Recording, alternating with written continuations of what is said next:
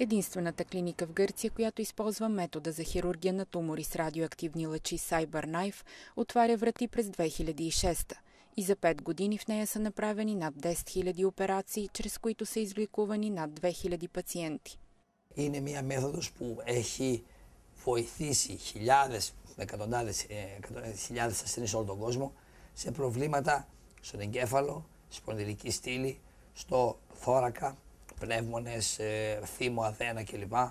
Στην κοιλιά, σηκώτη, πάγκρεας, λεμφαδένες, έχουμε ακτινοβολήσει, μεταστάσεις, προβλήματα που υπάρχουν από χειρουργία διάφορα, αλλά έχουμε τελευταία φτάσει να ακτινοβολούμε και το κακόηθες αδένομα του προστάτου, το αδενοκαρκίνωμα του προστάτου. В клиниката, освен робота, който извършва операциите, има и лаборатории за аксиална и магнитна томография, както и за допълнителна диагностика. Те подават данните за състоянието на пациента на мощни компютри, които с космическа точност изработват програмата на самата операция. Операционната зала е със силна радиоактивна защита, за да не могат лъчите да излизат навън.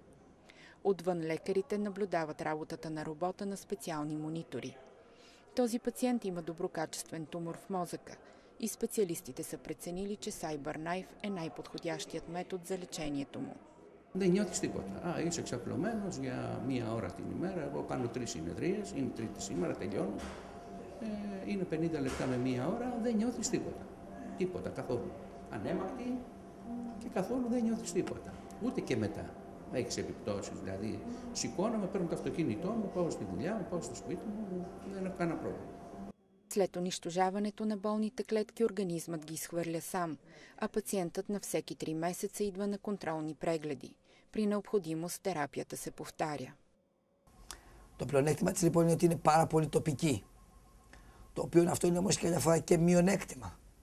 Διότι αν έχουμε μια κακοήθεια η οποία έχει απλώσει σε έναν χώρο ή φοβόμαστε κάποιες μικρομεταστάσεις, δεν πρέπει να γίνει CyberKnife, πρέπει να γίνει κλασική ακτινοβολία ή πρέπει να γίνει χημειοθεραπεία ή χειρουργείο κλασικό, ανάλογα τι είναι καλύτερο για τον ασθενή. Όμως, σε περίπτωση υποτροπής της νόσου που ξαναπαρουσιαστεί κάτι, εκεί είναι πλεονέκτημα το CyberKnife.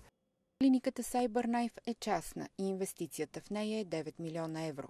Терапията е официално призната от Гръцкото министерство на здравеопазването и лечение до 12 000 евро, какъвто е масовият случай, се покрива от Държавната здравна каса. Днес клиниката лекува пациенти от всички страни на Балканския полуостров. За тази сутрин от Атина, Мария Спасова.